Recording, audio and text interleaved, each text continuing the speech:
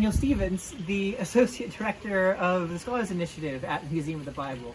And as you can see, we can't be at the museum right now, so I am the Lonesome Curator.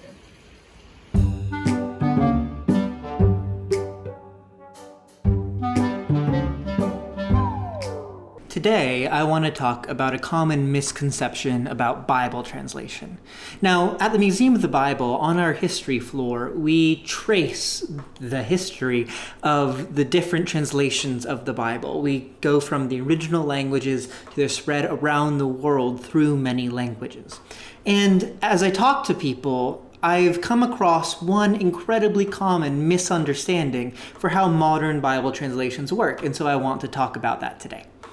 The way I've heard it from many people is that they think that initially the Bible was written in Greek or Hebrew or Aramaic, and then that got translated into Latin, and then the Latin got translated into German, and then the German got translated into early modern English, and then we get our modern translations from there. So it's a series of steps where translation follows translation follows translation, and what we have is the result of this long process of translations.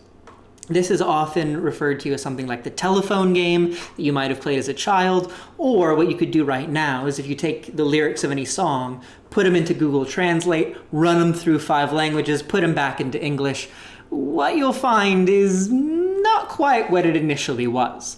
So that's how not maybe most people, but many people seem to think that Bible translation works.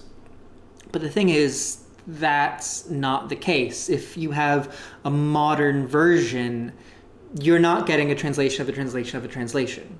Now, one caveat I'm going to give is some communities and some individuals might want a translation, say, of the Latin Vulgate or of the Septuagint. So I'm putting those aside. Those are either community-based or niche translations for specific purposes.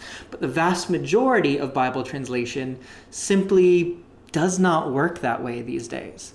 Instead, what scholars who are on translation committees do is they go back to the original languages.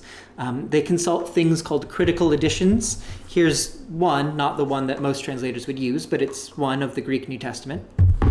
And these are versions that compile various evidence about the manuscripts, produce a text of the New Testament in Greek, the Old Testament in Hebrew with Aramaic bits, and give a partial record of the manuscripts that were used for the decisions made in it.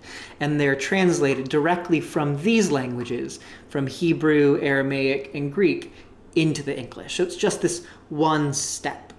And so while you might take issue with a given translation, or you might prefer one over another, what we're dealing with isn't the result of this telephone game system of translation after translation after translation, but rather a scholarly endeavor going back through the transmission of the original language texts, trying to produce translations that reflect what these texts say in their earliest languages. So that's how Bible translation, in a nutshell, works today.